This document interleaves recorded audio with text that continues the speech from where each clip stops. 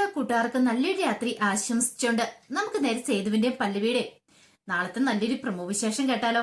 ആദ്യമായി കാണുന്നവരാണെങ്കിൽ ചാനൽ ഇഷ്ടപ്പെട്ട ഒന്ന് സബ്സ്ക്രൈബ് ചെയ്യാൻ മറക്കരുതേ. അതോടൊപ്പം തന്നെ കണ്ടുകൊണ്ടിരിക്കുന്ന എല്ലാവരുടെ സപ്പോർട്ടിലേക്കും തുടർന്നും പ്രതീക്ഷിച്ചുകൊണ്ട് നമുക്ക് നേരെ നമ്മുടെ വിശേഷത്തിലേക്ക് അങ്ങോട്ട് പോയാലോ. അങ്ങനെ നാളത്തെ വിശേഷത്തില് പൂർണിമ പ്രതാപനെ വിളിക്കുകയാണ്. പ്രതാപനെ വിളിച്ചിട്ട് അതെ പ്രതാപ, ഒരു കാര്യമുണ്ട്. കുട്ടികളുടെ ജാതകം തമ്മിൽ നോക്കിയിട്ടില്ല. നിഖിലിന്റെ അച്ഛന്റെ ജാതകങ്ങൾ തമ്മിൽ നോക്കണം, ജാതകപ്പെടുത്തൊക്കെ നോക്കണമെന്ന് പറയാണ്. ഇത് കേട്ട് കഴിഞ്ഞപ്പോഴത്തേനും പ്രതാപം പറഞ്ഞു, അല്ല അതിന്റെയൊക്കെ കാര്യമുണ്ടോ പൂർണ്ണിമേച്ചെന്ന് ചോദിക്കാം. അതെന്താ പ്രതാപം അങ്ങനെ പറഞ്ഞേ? അല്ല ഞാൻ പറഞ്ഞെന്നേ ഉള്ളൂ, അവര് തമ്മിൽ നല്ല പൊരുത്തമുണ്ടെന്ന് മുമ്പ് പറഞ്ഞല്ലേന്ന് ചോദിക്കണം. ഒന്നുകൂടെ നോക്കാൻ തന്നെ തീരുമാനിച്ചു. എന്തൊക്കെയോ പ്രശ്നങ്ങളുള്ള പോലെ ഒരു തോന്നലുണ്ട്. കാരണം ഇടയ്ക്ക് ഓരോ മുടക്കങ്ങളൊക്കെ ഉണ്ടായില്ലേ, അതുകൊണ്ട് ഒന്നുകൂടെ ജാതകപ്പൊരുത്തം ഒന്ന് നോക്കാൻ തന്നെ തീരുമാനിച്ചെന്ന് പറയാം. ഇത് കേട്ട് കഴിഞ്ഞപ്പോൾ പ്രതാപം പറഞ്ഞു, എന്നാ ശരി ചേച്ചി, ഞാൻ അവന്റെ ജാതകവും വാങ്ങിച്ചോണ്ട് വരാന്ന് പറയാണ്. അങ്ങനെ കോള് കട്ട് ചെയ്ത് കഴിഞ്ഞപ്പോഴത്തേനും ബേബിച്ചേച്ചി അങ്ങോട്ട് വന്നു. ബേബിച്ചേച്ചി വന്നിട്ട് പറഞ്ഞു, അതെ എന്തുകൊണ്ടും നല്ല തീരുമാനം എന്നാ എനിക്ക് തോന്നുന്നേ.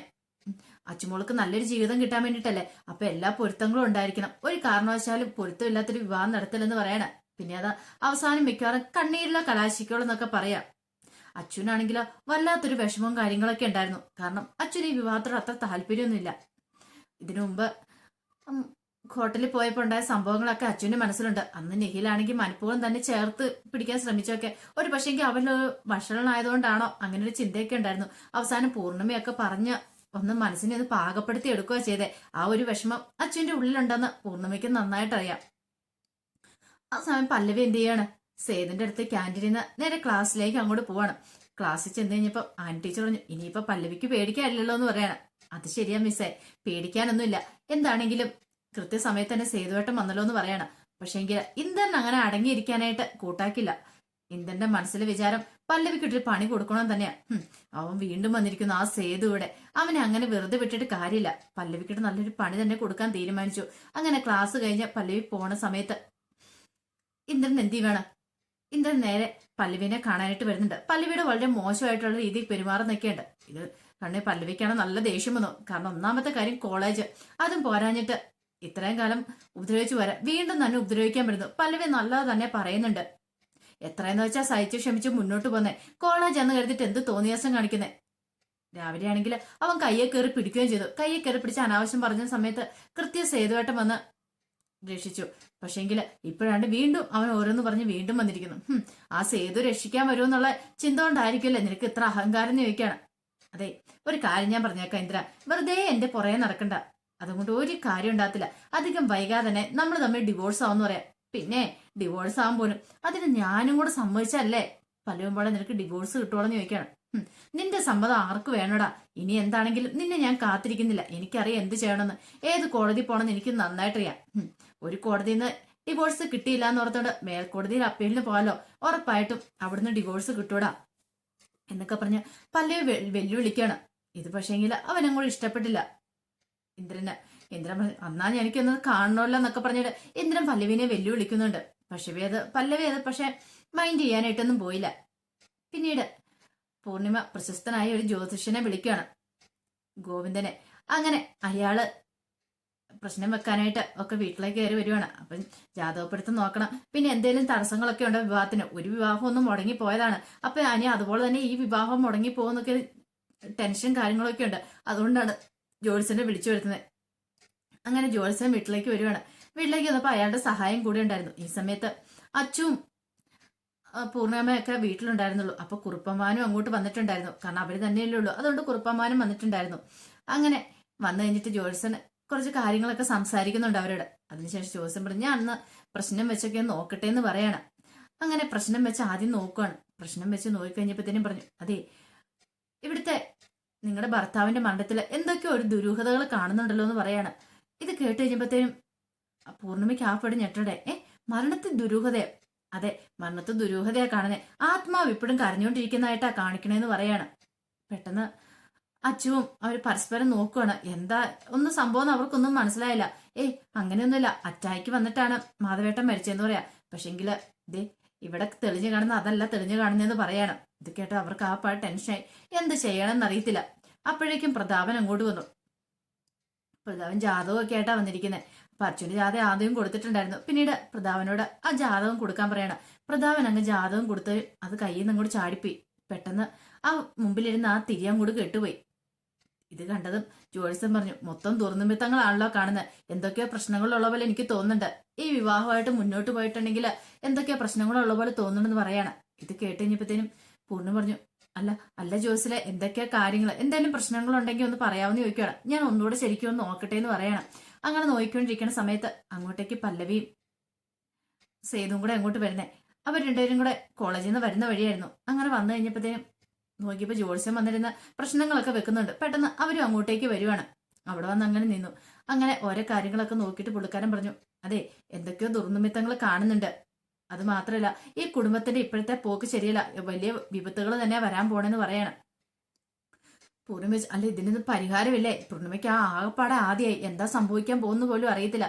പെട്ടെന്ന് ജോത്സ്യം പറഞ്ഞു, ഞാൻ നോക്കട്ടെ, പരിഹാരക്രിയകൾ എന്തെങ്കിലും ഉണ്ടെ പറഞ്ഞുതരാം. ഒരു കാര്യം ചെയ്യാം, നിങ്ങൾ ഇങ്ങോട്ട് വരാൻ പറയാണ്. അങ്ങനെ എന്ത് ചെയ്യണം, അയാൾ അങ്ങോട്ട് എഴുന്നേറ്റിട്ട് അയാൾ കുറെ കാര്യങ്ങളൊക്കെ ഇങ്ങനെ പറഞ്ഞു കൊടുക്കുന്നുണ്ട്. ഈ സമയത്ത് എന്ത് ചെയ്യണം, പ്രതാപനും അവിടെ ഉണ്ട്. പ്രതാപന്റെ നേരെ ഒന്ന് നോക്കുന്നുണ്ട് ജോത്സ്യര്. കാരണം ജോത്സ്യന് കുറെ കാര്യങ്ങൾ എന്തൊക്കെയോ ഒരു ഊഹാഭവങ്ങളൊക്കെ കിട്ടിയിട്ടുണ്ടായിരുന്നു. പിന്നീട് അങ്ങോട്ട് പോകുന്ന സമയത്താണ് അവിടെ ഇരുന്ന് മാധവമേനന്റെ ഫോട്ടോ അങ്ങ് താഴേക്ക് ചാടുവാണ്. ആ താഴേക്ക് ചാടിയത് കണ്ടു കഴിഞ്ഞപ്പോഴത്തേനും ജോത്സ്യൻ കണ്ടില്ലേ, കാരണം ആത്മാവിന് ഇപ്പോഴും ശാന്തി കിട്ടിയിട്ടില്ല. അതിനർത്ഥം എന്താ, കണ്ടില്ല, ഫോട്ടോയൊക്കെ താഴെ ചാടിയതുണ്ട്. ആത്മാവ് ഇപ്പോഴും കരഞ്ഞുകൊണ്ടിരിക്കുക. അദ്ദേഹത്തിന് ആത്മാവിന് ശാന്തി കിട്ടണമെങ്കിൽ പല കാര്യങ്ങളും ഇവിടെ ചെയ്തു തീർക്കേണ്ടതുണ്ട് എന്ന് പറയാണ്.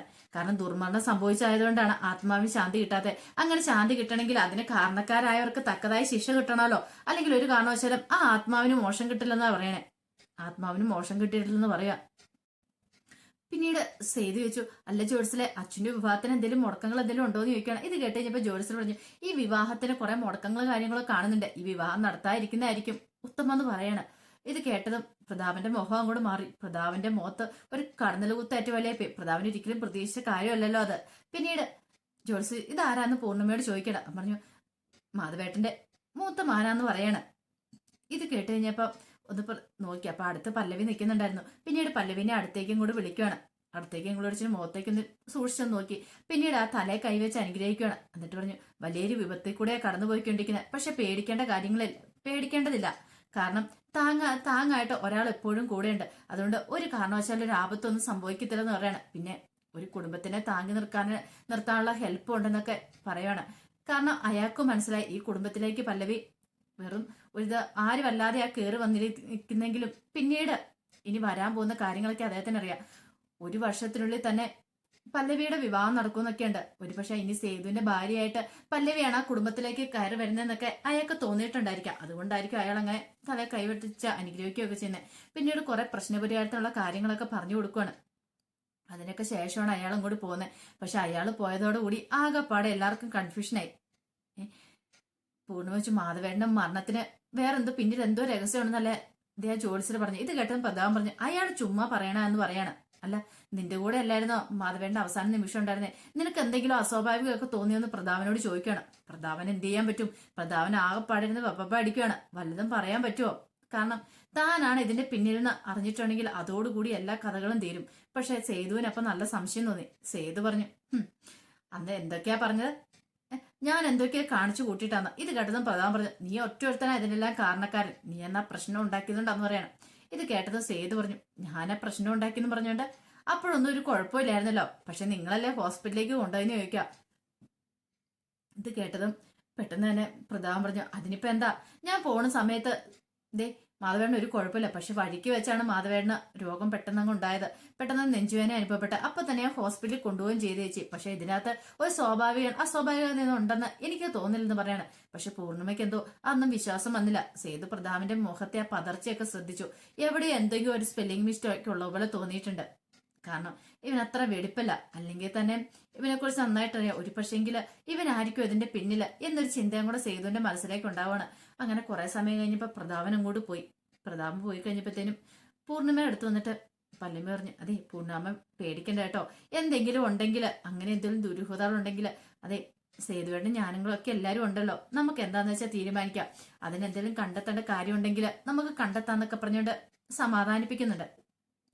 ഈ സമയം മൂട്ടിൽ തീ പിടിച്ച പോലെ പ്രതാപൻ വീട്ടിലേക്ക് ചെല്ലുന്നേ. വീട്ടിലേക്ക് എന്ത് കഴിഞ്ഞപ്പോഴത്തേനും പത്മ വെച്ച് എന്ത് പറ്റിയെന്ന് ചോദിക്കണം. ഒരു ജോത്സ്യം വന്നിരിക്കുന്നു. എന്താ കാര്യം? നിഖിലിന്റെ അച്ഛനെ ജാതകപ്പെടുത്തി നോക്കിക്കഴിഞ്ഞപ്പോ അയാൾ പറയുന്നു ഈ കല്യാണം നടത്താൻ പാടില്ല. അതെന്ത് പറ്റി ഇപ്പൊ അങ്ങനെ? ആ അത് തമ്മി ചേർത്തില്ലാന്ന്. ചേർന്നിട്ടുണ്ടെങ്കിൽ എന്തൊക്കെയോ ഒരു ആപത്തുകളൊക്കെ ഉണ്ടാകുന്നു. അതിന് അയാളാണ് തീരുമാനിക്കുന്നത്. അത് പറഞ്ഞിട്ട് കാര്യമില്ലല്ലോ. ജാതകപ്പെടുത്ത് നോക്കിക്കഴിഞ്ഞപ്പോ അങ്ങനെ പറഞ്ഞു കഴിഞ്ഞാൽ പിന്നെ പൂർണ്ണിമേച്ചി സമ്മതിക്കുവോ? എന്നിട്ട് പൂർണ്ണിമേച്ചി എന്ത് പറഞ്ഞു? കൂടുതലായിട്ടൊന്നും പറഞ്ഞിട്ടില്ല, ആലോചിച്ചിട്ട് പറയാന്നൊക്കെ പറഞ്ഞു. ഇനി എന്ത് ചെയ്യണമെന്ന് എനിക്കറിയാന്ന് പറയാ. ഒരു വിധത്തിലാണെങ്കിൽ ഒന്ന് കരക്കടുപ്പിച്ച് കൊണ്ടുവന്ന ആ സമയത്താണ് ഇങ്ങനത്തെയുള്ള പരിപാടികളൊക്കെ. ആകെപ്പാടെ മനുഷ്യന് ഭ്രാന്ത് പിടിക്കുക. അത് മാത്രല്ല, ആ മാധവമേനും മരിച്ചില്ലേ, അയാളുടെ മരണത്തിൽ എന്തോ ദുരൂഹത ഉണ്ടെന്ന് പോലും. ഇത് കേട്ടും പത്മ പറഞ്ഞു, ഇപ്പൊ എന്ത് ദുരൂഹത? അയാൾ അറ്റാക്ക് വന്നല്ലേ മരിച്ചെന്ന് ചോദിക്കും. അതെ, ആ ജോലിസർ എന്തൊരു പൈസ പിടുങ്ങാനായിട്ട് പറഞ്ഞ കാര്യങ്ങളാന്നേ.